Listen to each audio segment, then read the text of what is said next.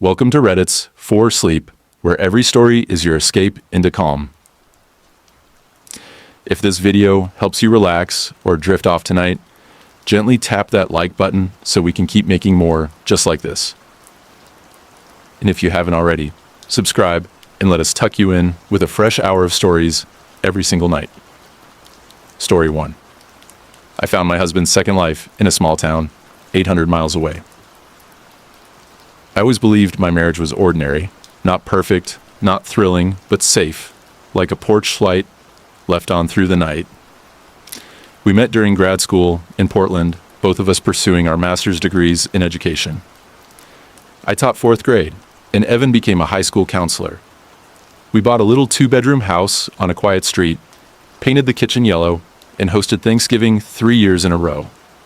Our lives felt, if anything, predictable.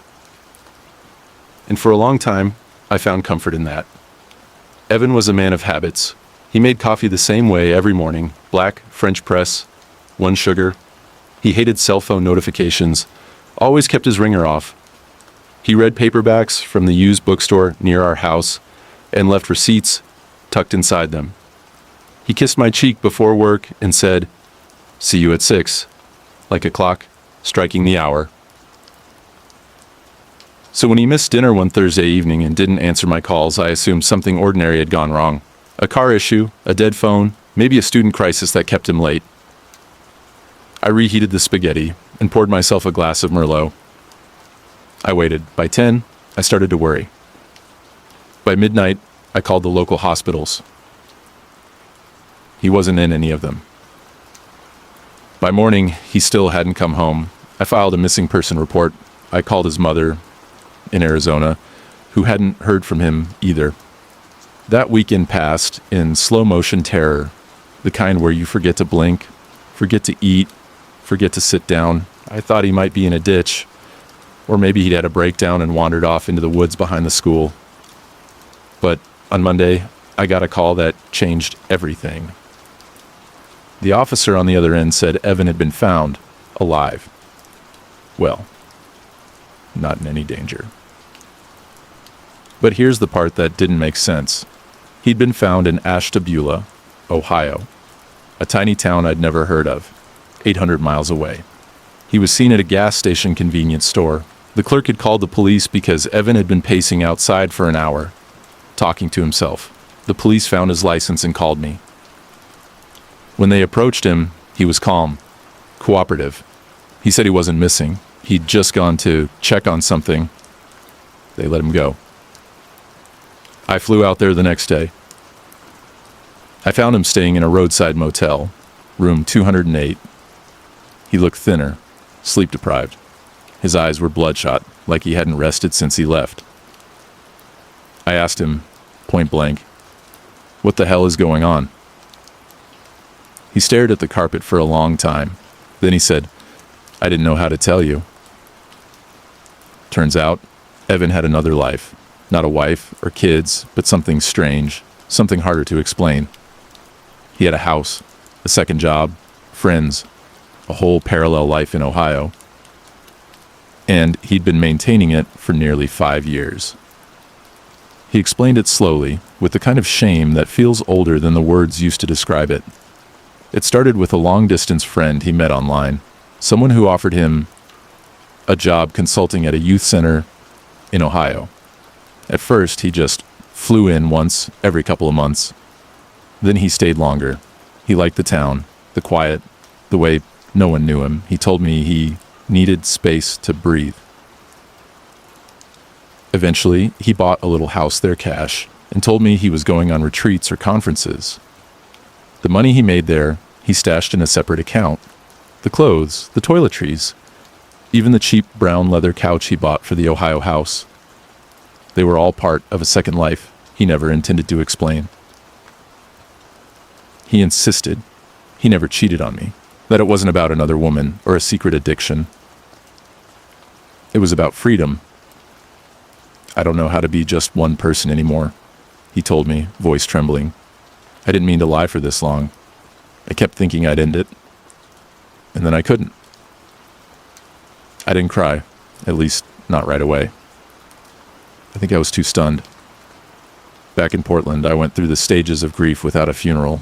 I sat on our yellow kitchen floor for hours some nights, wondering how I hadn't noticed the holes in the walls of our life.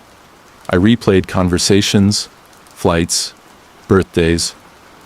None of it made sense anymore. Every truth felt coated in dust. I couldn't talk to anyone about it. Who would understand? My husband hadn't left me for another woman, he'd left me for himself. A version of himself I didn't even know existed. A month later, Evan came back. We sat on our porch and watched a neighbor walk their dog. He looked tired. I looked numb. He said, "I want to come clean about everything. I want to give up the other life and work on us." But I couldn't say yes. I couldn't say no either. So I asked him, "Why didn't you just tell me you were unhappy?" He said, "I didn't know I was. Not until I wasn't."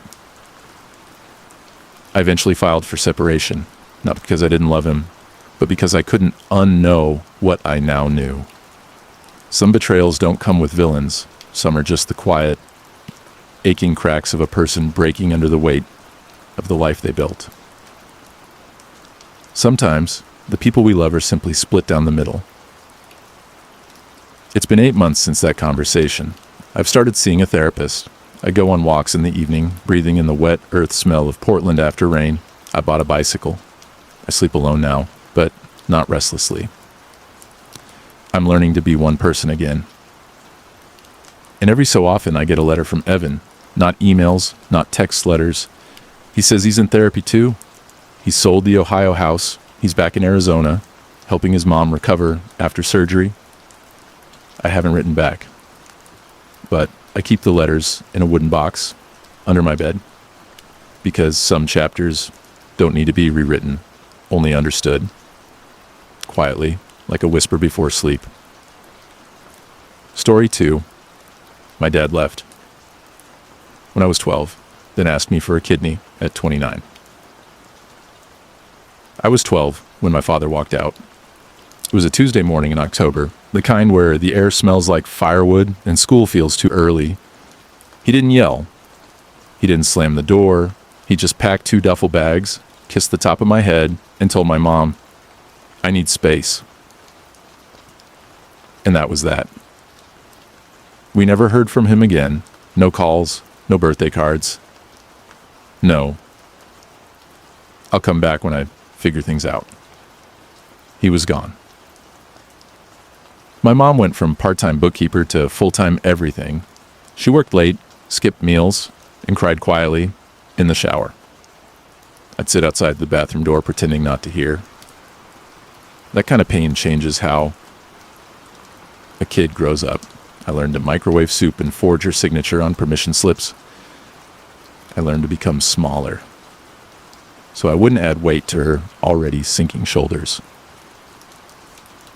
The years blurred into chapters of survival, Christmases without him, report cards he never saw.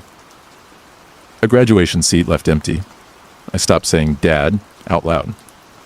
Eventually I convinced myself he was dead, not literally, but spiritually. That way, I didn't have to wonder what he was doing while I learned to drive, or moved into my first apartment.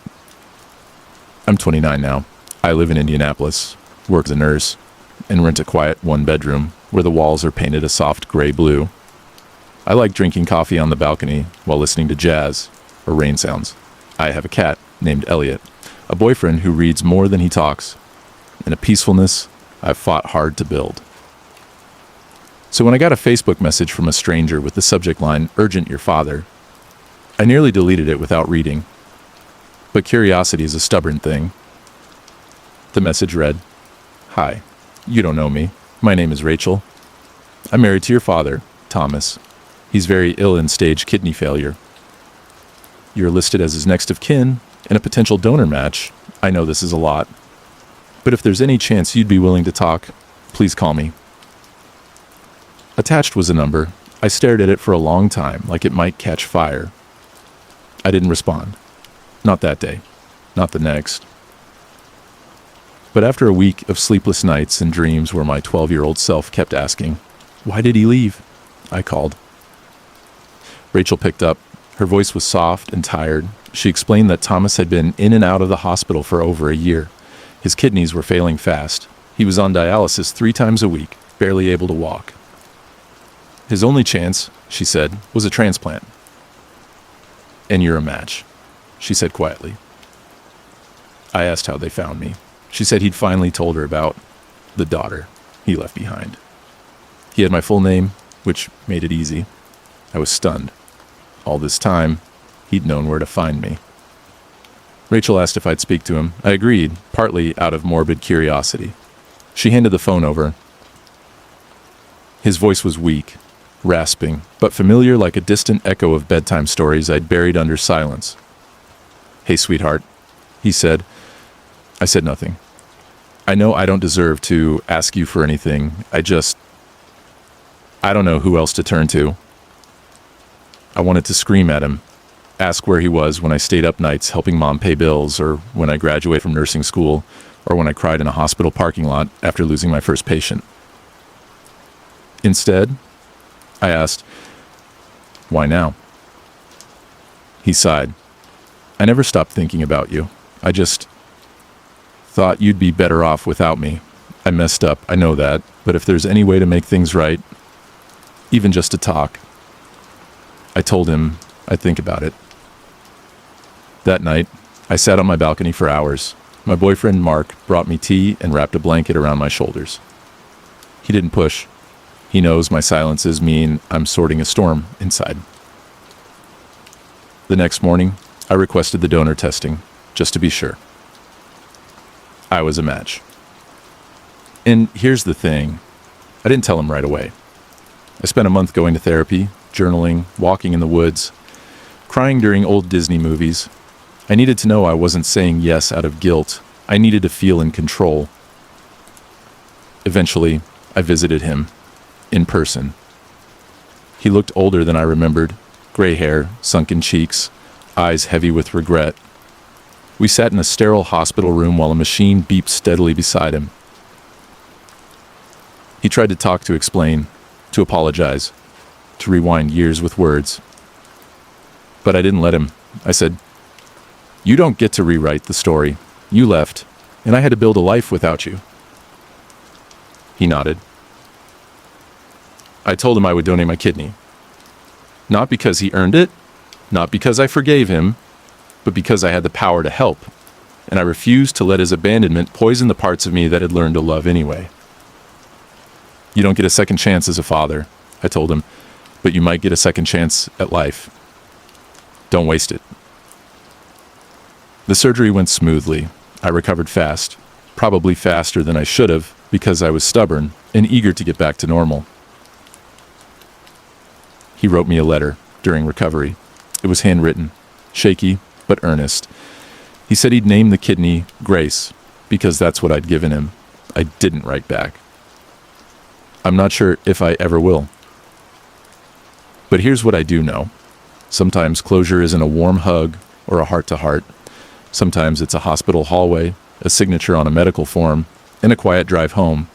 Sometimes you give without expecting anything in return, not because you're weak, but because you're strong enough to know what kind of person you want to be. I may never have a dad in the way I once hoped, but I'm okay. I'm whole. And every time I feel that scar on my side, I remember that I chose who I became, not him. Not the man who left, but the woman who stayed. Story 3. My neighbor's wife died, but he's still setting a plate for her every night. I live in a quiet, tree-lined suburb just outside of Des Moines, Iowa. The kind of place where the mail always comes at noon, and people wave from their driveways, even if you've never spoken a word to them. I've lived in the same blue house with white trim for 6 years now, and I can't imagine leaving anytime soon. My next-door neighbor is a man named Walter. He's in his early 70s, ex-Navy, retired school janitor. The kind of man who knows exactly when to mow his lawn, not too early to be rude, not too late to let it get shaggy. He wears button-down flannels even in summer, and his hands are always calloused from tending the roses in his front yard. His wife, June, passed away almost a year ago. I didn't know them well when I first moved in. Just a wave here, a polite hello at the mailbox, the occasional offer of homegrown tomatoes. But once, 2 summers ago, Walter helped me build a raised garden bed. He brought over a toolbox without me asking and spent 5 hours sweating under the sun without a single complaint. When I offered to pay him, he said, "Just bring June one of your banana breads sometime. She loves those." After June died cancer, quick and cruel, something in Walter went quiet. He still tended the roses, but slower. He still took out the trash, but left the bins at the curb longer than usual. He'd sit on the front porch in the evenings with a book he never turned the page on, and I'd see him glance toward her empty rocking chair. And then, one night, I noticed something odd. I was taking out recycling late, just before bed, and I glanced over at his window. His dining room curtains were open, lights still on. I saw him setting 2 plates on the table, one in front of his usual chair, and one across from it, where June used to sit. I thought maybe he was expecting company. But the next night, he did the same thing. And the night after that. Always 2 plates, 2 forks, 2 napkins folded just so. Sometimes I saw him pour a glass of red wine and slide it across the table, even though no one sat there.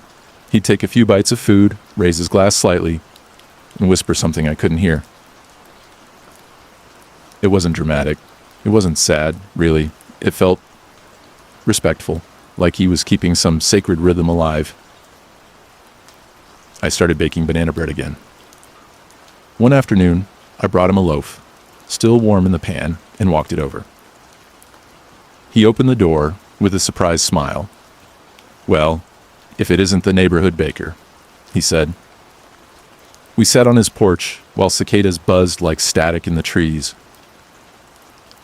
After some small talk about the weather, I asked, as gently as I could, "Walter, I hope this isn't too personal, but I've noticed you still set a plate for June every night." He didn't look embarrassed.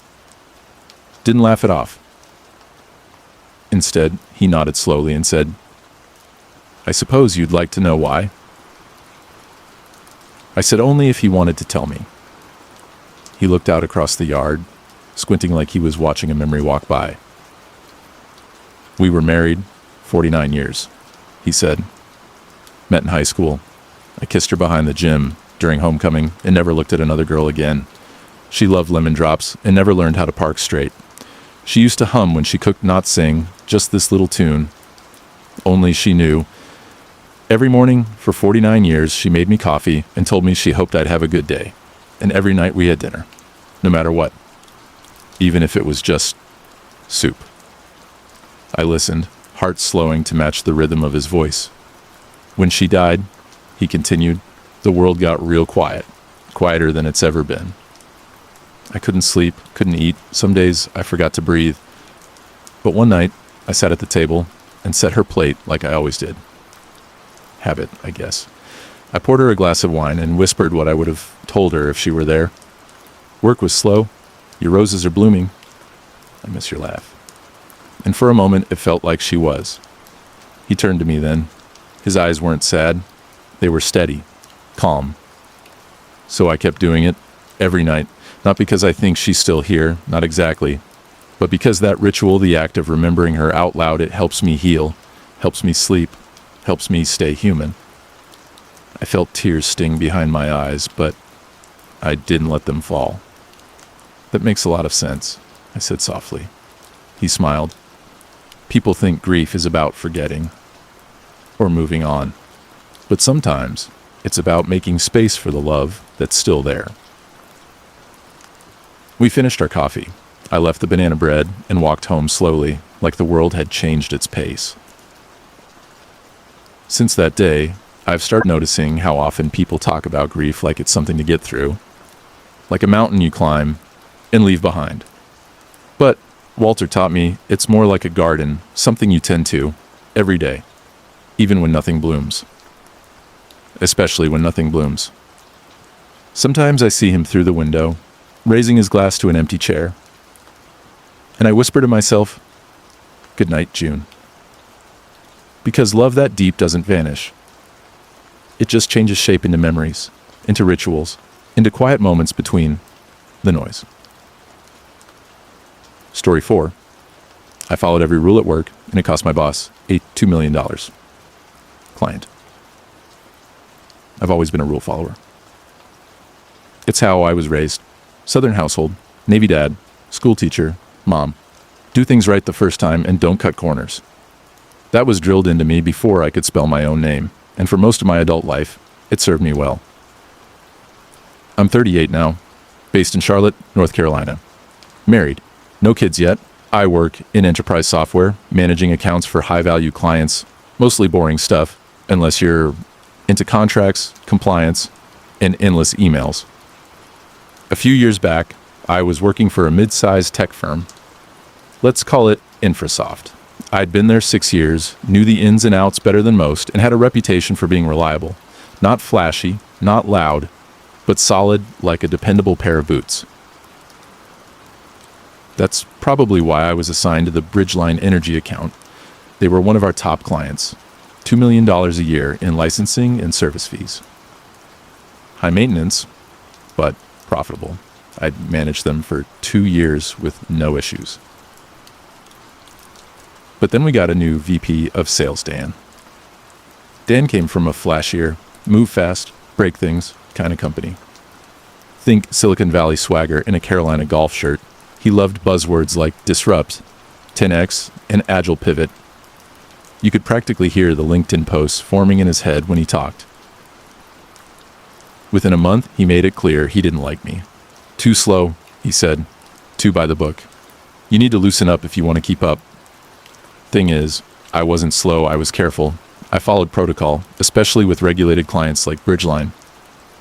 They dealt with sensitive infrastructure and had contracts with very clear compliance clauses. For example, any custom implementation had to go through a formal request process. It couldn't be done on the fly. No exceptions. That was their rule, not just ours. Dan didn't care. One Monday morning, he called me into a conference room. On the speakerphone was Bridgeline's new CTO, wanting to tweak one of their API integrations. It was a small change, but it needed documentation, approval, and security review. I started explaining the process that it would take 5 business days. Dan interrupted, smiling like a game show host.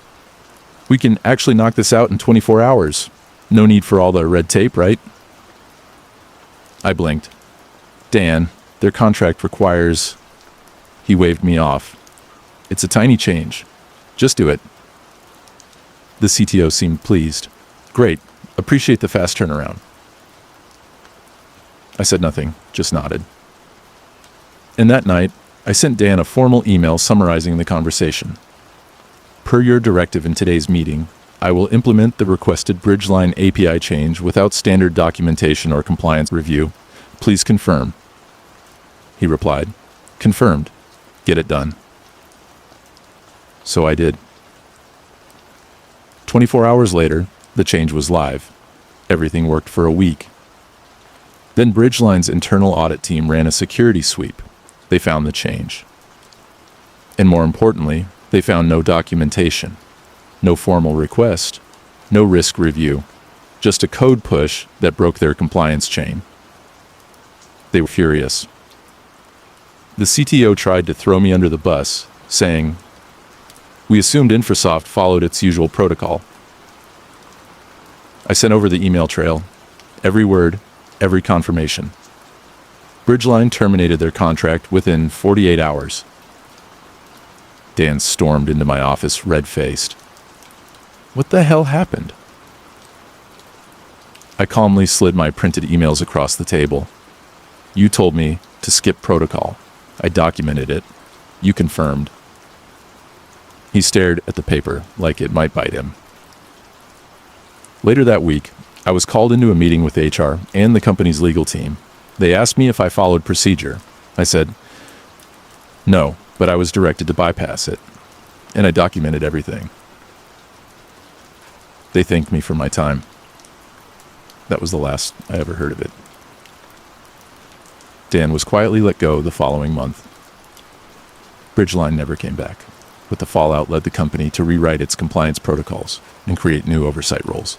I was offered a promotion. A quiet thank you for not losing my head. I declined.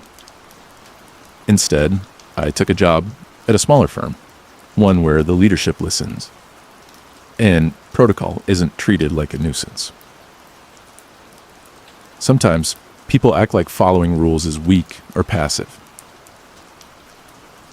But when the storm comes and someone's looking to point fingers, the calm, quiet person with the paper trail is the one still standing. And now, every time someone calls me by the book, I smile. Because that book saved my job, my reputation, and maybe even the company. Story 5. My mother-in-law tried to name our baby without asking us. My wife and I welcomed our daughter into the world last spring, late April, when the cherry blossoms had started falling and the air in Northern Virginia was finally warm enough to leave the windows open again. We named her Lena Grace, after my wife's grandmother and my mother. The name felt soft and timeless, the kind of name that could belong to a poet or a scientist or a woman who teaches third grade and bakes scones on weekends. We kept the name secret throughout the pregnancy, not because we were being dramatic, but because we had a feeling someone would try to interfere. That someone was my wife's mother, Deborah. Deborah is, well, Deborah. That's how we refer to her when she's not around. The kind of woman who's always correcting people's grammar at dinner parties, who adds, just being honest after saying something cruel, and who has a framed quote in her living room that says, I'm not bossy. I just know what you should be doing. You get the picture. We love her, but from a safe emotional distance. During the pregnancy, she'd drop comments like, I just hope you don't go with something trendy, or make sure it's a name that commands respect. As if we were naming a law firm. Every time we told her we hadn't decided yet, she'd offer her own suggestions, usually names of old Hollywood actresses or British royalty. I always loved the name Margot. Sounds elegant, sophisticated, and it's French. We'd nod politely and change the subject. A few weeks before the due date, she took it up a notch. She called one evening and casually mentioned she had started monogramming baby blankets. I froze. Monogramming what? The baby's initials, she said, like it was the most normal thing in the world. Just a little something special. DHS Deborah Helen Sanders. A classic combination, don't you think? My wife and I stared at each other across the kitchen table, completely speechless. You're naming her after yourself? My wife asked slowly. Well, it's tradition, Deborah said. My grandmother was Deborah. I'm Deborah. It only makes sense. Besides, you didn't seem to have a name picked out. That night, my wife cried in the bath for nearly an hour. It wasn't just the name. It was the presumption. The way Deborah bulldozed over our choices like we were minor characters in a play she'd written decades ago. It made us feel invisible, small, like we were just the vessel and the sperm donor, and she was the real parent. We didn't confront her right away. We waited. We waited until after Lena was born, wrapped in a soft cotton blanket, in a quiet hospital room, with gentle lighting and the soft hum of machines in the background. Those first few hours felt like magic. She had my wife's chin, my eyebrows, and the softest tuft of dark hair. When Deborah arrived to visit the next morning, she brought a gift bag overflowing with pink tissue paper. Inside were monogrammed onesies, a silver rattle with DHS engraved, and a framed print that read, Welcome, little Deborah, the next generation of grace. I'll never forget the look on my wife's face. She handed Lena to me, stood up, and gently placed the frame print back in the bag. "Mom," she said. Her name is Lena Grace. We've known that for months, and I'm sorry we didn't tell you, but this is our daughter. She will make her own legacy, not inherit someone else's. Deborah's face hardened. "You can't be serious? Lena? That's not a strong name. It's flimsy." "It's beautiful," my wife said, "and it's hers." Deborah left early that day, mumbling something about how she hoped we came to our senses. We didn't. Instead, we sent out birth announcements a week later with a soft watercolor illustration of Lena and a message that read, "Welcome to the world, Lena Grace. You are already everything we dreamed of." We didn't mention Deborah's monogram gifts again. We donated most of them, kept the soft pink blanket, though not because of the initials, but because Lena loves it. She doesn't care what the letters say. She only knows it feels warm and safe. Deborah has softened since then. She still slips in the occasional, "Well, I still prefer Deborah." But she also posts Facebook albums titled, "My Granddaughter Lena's First Tea Party." So I guess we're making progress. But I'll never forget how close we came to letting someone else decide who our child was going to be. And now, every time I whisper her name, as she drifts to sleep, Lena Grace, I remember that our quiet decisions matter more than anyone else's noise. Because our daughter's name wasn't just a choice. It was a boundary. And she'll grow up knowing that her parents chose her name softly, lovingly, and without apology. Story 6. He stole my job and lied to HR, so I took his career apart, piece by piece. I used to believe that keeping your head down and doing good work was enough. That being honest, helpful, and staying late when no one else would eventually got noticed, rewarded. But the truth is, some people will see your kindness as a ladder, and they'll climb it while stepping on your neck. This happened about 5 years ago, in a mid-sized financial services company just outside of Dallas, Texas. I was 34, married, working in data compliance. Quiet job, lots of spreadsheets, audits, meetings with risk management. Not glamorous, but I was damn good at it. My coworker, Brandon, started 6 months after me. Fresh out of an MBA program, loud, confident, always had the perfect watch for the perfect suit. The kind of guy who fist bumped the CEO in the hallway and dropped business buzzwords like he was trying to summon a venture capitalist. He wasn't bad at his job, just slippery. He took credit where he didn't deserve it. "Oh yeah, we ran some numbers and tightened the report," he'd say when I ran the numbers. Wrote the report and handed it to him. He'd always say "we" when it went well, and "you" when something went wrong. Still, I tried not to mind. It's a team, I told myself. Then a management position opened up. My supervisor was retiring. I was next in line. Everyone knew it. I'd been there 6 years, spotless record. Trained half the department, including Brandon. I put in for the role, tailored my application, and had a solid internal interview. A week later, I was told I didn't get the job. Brandon did. I was stunned, genuinely speechless. Later that day, I found out through a friend in HR that Brandon had submitted a separate report, one I never saw, claiming that I'd regularly dumped workload onto him, that I lacked initiative, and that I struggled with leadership dynamics. He lied, blatantly, and he'd used my work to justify it. I felt sick, not angry at first, just betrayed. Like someone had stolen the ground from under me. Brandon stopped by my desk that Friday, leaned in and said, "No hard feelings, right? You're great where you are. Not everyone needs to be in charge." That's when I started planning. Not loudly, not recklessly, just carefully. I spent the next year doing my job as usual. Head down, calm voice, never complaining. But behind the scenes, I began documenting everything. Brandon had a habit of skipping actual work. He'd offload tasks to junior staff, delay deadlines by blaming external dependencies, and falsify progress reports. I quietly coached one of our newer hires, a sharp guy named Luis, to BCC me on anything Brandon touched.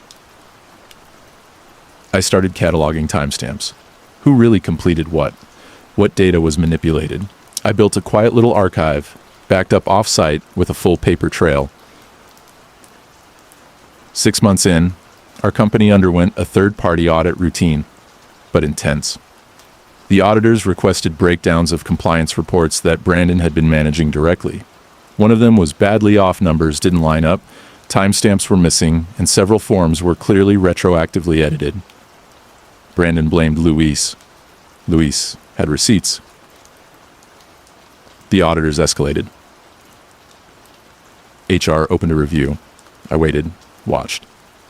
Then, when the department head asked if I could help clean up the mess, I calmly submitted the report I'd been building for over a year.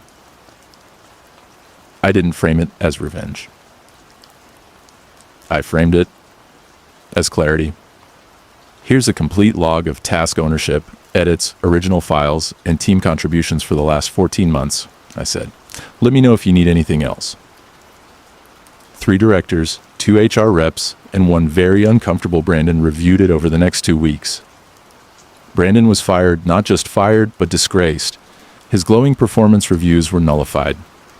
The company reported him to the state compliance board, and he lost his financial credentials. It didn't end there. The industry we're in is small. Word gets around. I didn't spread rumors, but I didn't protect him either. I answered the calls from background checkers. I confirmed dates, responsibilities, and that, yes, he was let go after an internal audit found irregularities.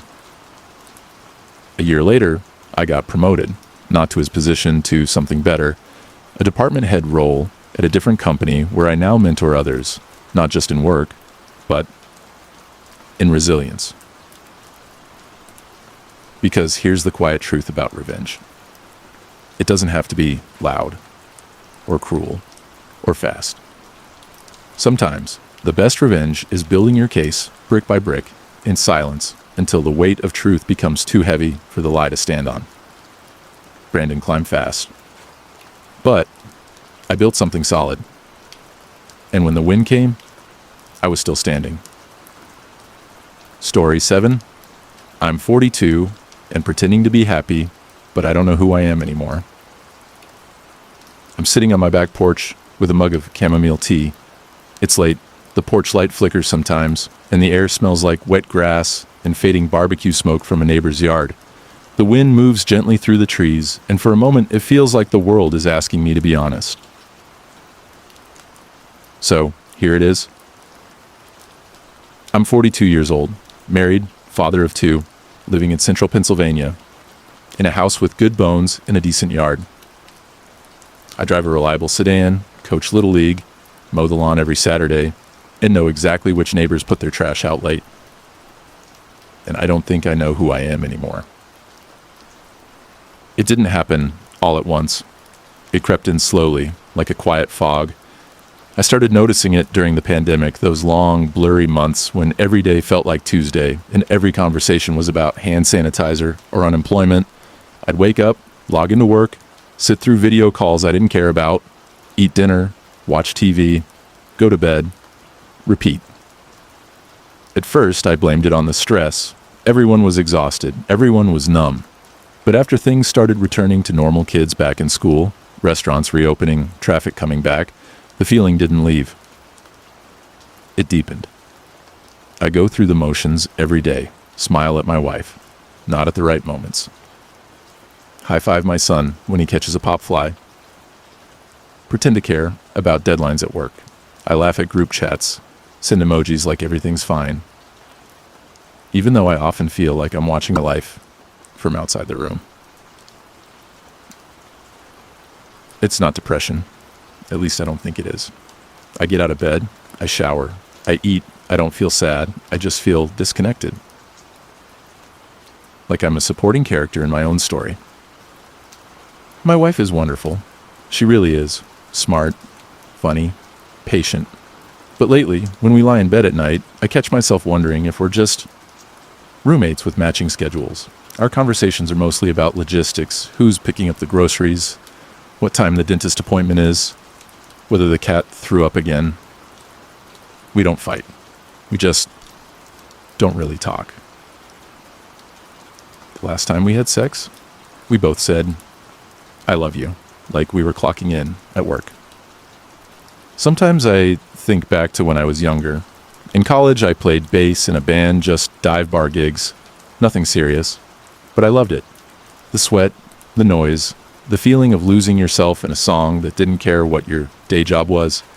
I used to sketch in a notebook during long lectures, design album covers for imaginary records. I had ideas. I had curiosity. Now, I can't remember the last time I did something just because it made me feel alive. I have hobbies, technically yard work, grilling, watching the Phillies, but none of them feel like me. They feel like stock footage of suburban dad life. And I keep wondering, is this what adulthood really is? Is this the trade? Security in exchange for silence? Stability in exchange for soul? Maybe it's normal to feel this way. Maybe everyone at 42 is just silently treading water, smiling at barbecues while wondering what happened to the kid who dreamed about living in a tiny house in the mountains, growing a beard, and write poetry no one would ever read. But sometimes, when the house is asleep and the dishes are done, I feel the edges of something sharp. Regret. I regret saying no to the road trip with my best friend at 25 because I had just started a new job. I regret selling my bass to pay for a better dishwasher. I regret not kissing that girl in the bookstore who read Neruda out loud like it was church. I regret not telling my father that I forgave him before he died. And maybe most of all, I regret never asking myself what kind of life I actually wanted. I let life happen to me. I didn't shape it. I didn't build it with intention. I just followed the path with the least resistance. And now I'm here in a perfectly fine life that doesn't feel like mine. But here's the strange part. I still have time. Not a lot, but some. Enough to pick up a cheap bass off Craigslist and play in the garage when no one's home. Enough to take a weekend trip alone to a quiet cabin and just listen to myself. Enough to tell my wife, "I love you, but I feel lost," and hope she'll meet me in that honesty. Enough to stop pretending I'm okay when I'm not. Enough to whisper into the night, "I want more." Because I think that's the scariest thing about this feeling. It's not about hating your life. It's about quietly mourning the one you forgot to live. So yeah, that's my secret. I'm 42. I have everything I'm supposed to want. And I still feel like a goat in my own home. But maybe tonight, with the wind moving through the trees and the tea going cold in my hands, I can start to find my way back. To myself. Whoever that ends up being. Story 8. I caught my husband lying about work and uncovered a secret apartment. We've been married for 11 years. Together since college. I thought I knew every version of him, his quiet habits. The way he scratches his eyebrow when he's lying. The songs he skips because they make him emotional. We've lived in the same small house in Tacoma, Washington for nearly a decade. We share one car, 2 cats, a spice rack alphabetized by me and rarely touched by him. And until 2 months ago, I never questioned anything. He works in corporate real estate, mostly office parks, leasing strategies, and commercial portfolios. I work in healthcare scheduling. We're not flashy people. We buy groceries at Trader Joe's. argue about whether the cats need a new tower, and watch the same 3 shows over and over again. It's the kind of life that feels settled, predictable. But that predictability, it can make you go numb to the details. It started when he began staying late. Just a couple of lease negotiations running long, he said. At first, I didn't think twice. His work is erratic. Sometimes he's slammed for days. Sometimes he's home at 3 p.m. and already chopping onions for a lazy pasta dinner. But the late nights started stacking up. Mondays, then Wednesdays, then Fridays too. I joked one night, "Is your new office in another time zone?" He laughed and said, "Might as well be." It was offhand, but something about it stuck in my chest. He'd never worked past 7 p.m. more than twice in a row, and now it was 4-5 nights a week. Still, I didn't want to jump to conclusions. I'm not that person, not the jealous type, not the checking phones while they shower type. But instincts are quiet at first, then they start knocking. The real shift happened on a Thursday. I called his work desk around 6:30 p.m. just to ask what he wanted for dinner. A woman answered. I didn't recognize her voice. "Oh, he left early today," she said. "I think around 4? I paused. "Are you sure?" "Yeah. He said he had a thing on the east side." I hung up, stared at the wall, let that sit for a minute. He got home around 8:15 that night. Hair tousled, shirt untucked. Smelled faintly of citrus and something else I couldn't place. I asked how work was. He said exhausting. "Long meetings," he muttered. I nodded. Didn't tell him what I knew. Instead, the next day I took a personal day from work. And I followed him. I waited until he left, then hopped in my car and kept a safe distance. He drove past his office exit, kept going east. I followed. Past 3 exits, 2 neighborhoods I didn't recognize. And finally, a quiet apartment complex near the hills. He parked, got out, used a key to open the door to unit 207. I waited. 35 minutes passed. Then I walked up, pressed my ear against the door. No voices, no footsteps, just a TV faintly playing, maybe sports. I didn't knock. I left. I drove back home, sat in my car for an hour. Thought about every moment I'd ever defended him. Every time I'd said, he'd never do that. Every time I'd ignored that tiny internal alarm that said, this doesn't feel right. That night, he came home.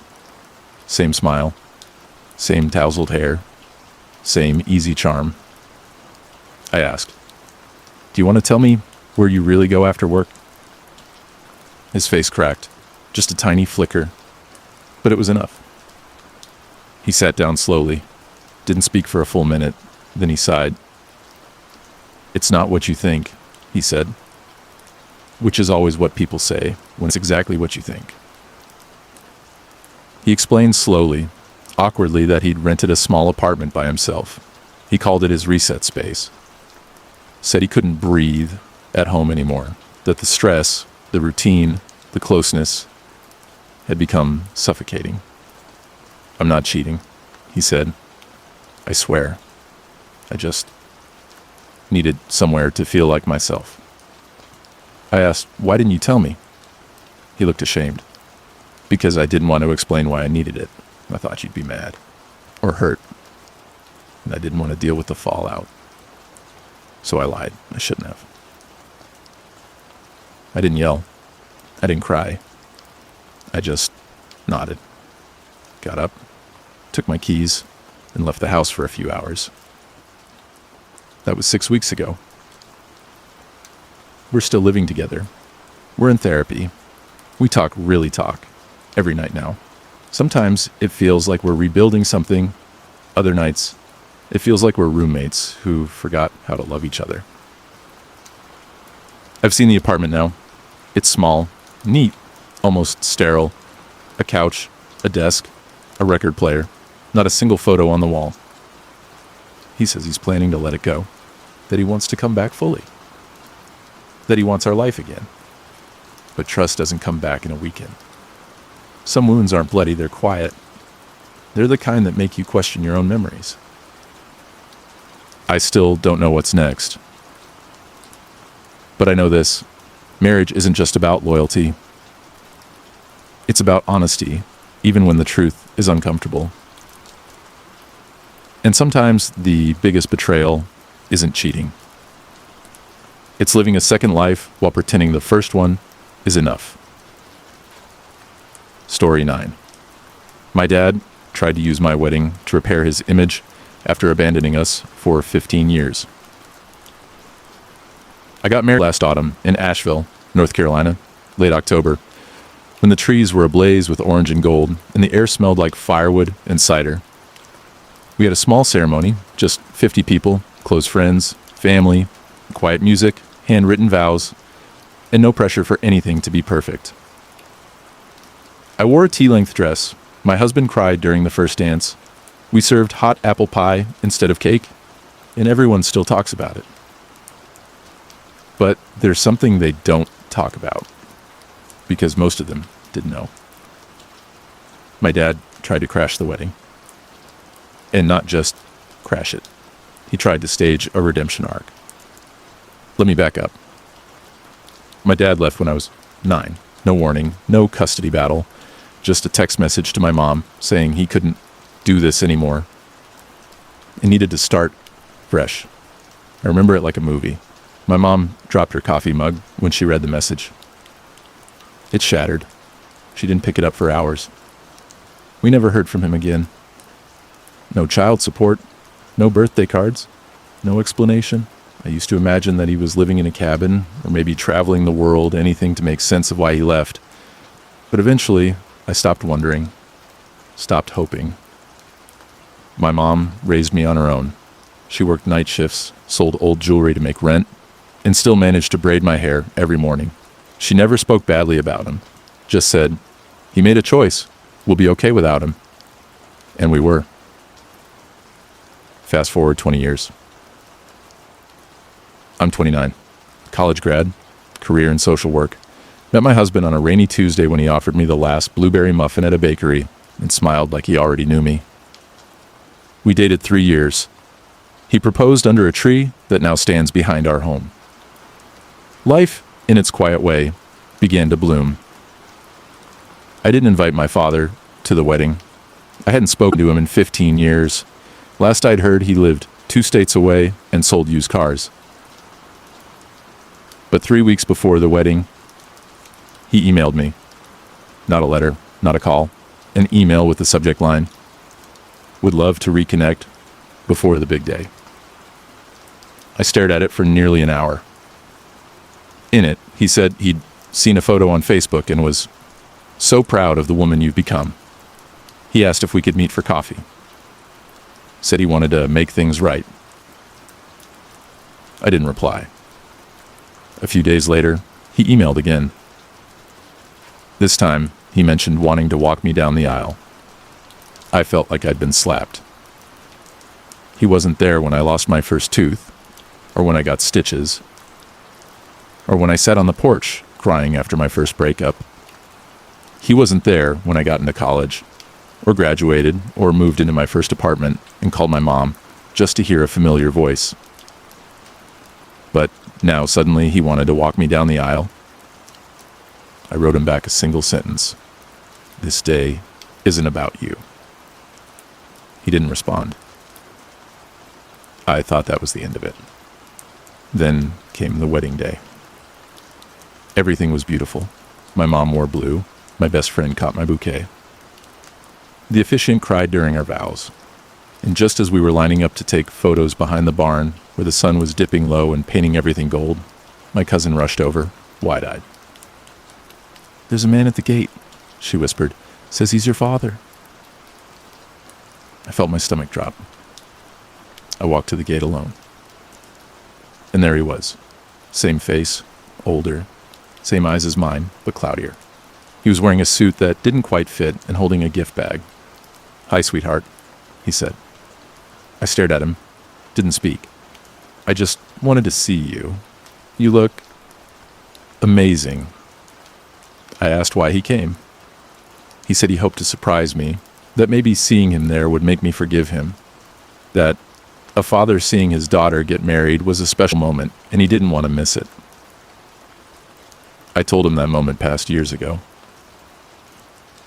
That he missed it when I cried in my mom's arms at 14 because I didn't know how to shave my legs. That he missed it when I waited in the crowd, alone at graduation, looking for a face that never came. That he missed it every single year I learned to grow up without needing him. You don't get to show up now, I said. Not for pictures, not for closure, not for applause. He looked down, mumbled something about deserving a chance.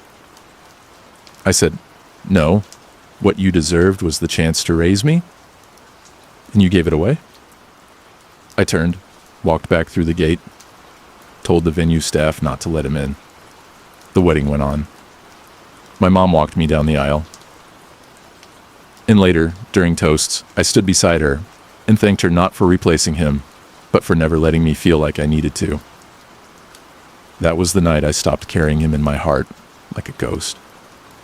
Some people want redemption without doing the work. They want the applause without writing the song. But closure doesn't always mean a reunion. Sometimes it's a gate. And choosing not to open it. Story 10. I left my toxic job and found myself, but it almost cost me everything. I spent 7 years working at a marketing agency in Austin, Texas. It was the kind of job that looked shiny from the outside, cool clients, a lively office, Friday happy hours on the rooftop, but underneath, it was a pressure cooker. My boss, Maya, was brilliant, but exhausting. She demanded perfection, craved control, and had little patience for anyone who didn't move at her pace. I was good at my job, but after a few years, I started feeling hollow, like a plant in a pot that was too small. I was exhausted, physically, mentally, emotionally. I'd spend mornings pretending to smile while my chest tightened, afternoons questioning why I stayed, and nights replaying conversations that made me doubt myself. But I didn't leave. Not yet. Because the bills needed paying. Because I wanted to prove I could handle it. Because I was afraid of what else was out there. One particularly brutal winter, after a presentation where Maya snapped at me in front of the whole team, I drove home in silence, rain blurring the city lights.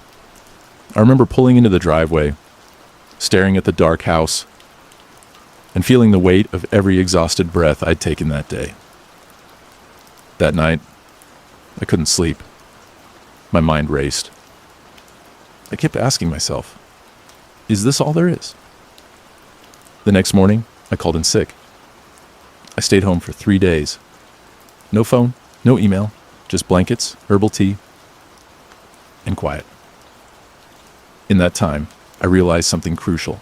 I wasn't just tired. I was broken, not beyond repair, but fragile, and I deserved better. I handed in my resignation a week later. My coworkers were shocked. Some thought I was making a mistake. Some understood but didn't know how to help. The first few months after leaving were strange. I felt lost without the routine, the deadlines, the constant urgency. But slowly, I began to breathe again. I took walks in the greenbelt near my apartment. I started journaling, something I hadn't done since college. I reconnected with friends I hadn't seen in years. I signed up for a pottery class, something silly and tactile to remind me I could make something with my hands that wasn't an email. One evening, a friend invited me to a meditation retreat in the hill country. It was a small group, just 10 people sitting silently for hours, broken only by soft chimes and guided breath work. That weekend felt like coming home. I saw parts of myself I'd forgotten. A quiet strength, a gentle curiosity, a soft kindness that didn't need to prove itself. Since then, I've found work that respects my boundaries, that values my health as much as my skills. I've learned to say no, to set limits, to listen to the small voice inside that says, you matter. It hasn't been easy. There are still days when doubt creeps in, when I wonder if I'm strong enough to keep this up. But I'm here, and that counts. If there's one thing I want to leave you with, it's this. Sometimes the hardest step isn't the leap forward. It's the moment you decide you deserve to step back, to rest, to heal, to find yourself again. And when you do, everything else can follow. If you're still awake, thank you for spending your time with us. We'd love to have you back tomorrow night, so go ahead and subscribe. Tap like if this video helped you unwind. And let us know in the comments what kind of stories help you fall asleep. Sleep well. See you in the next one.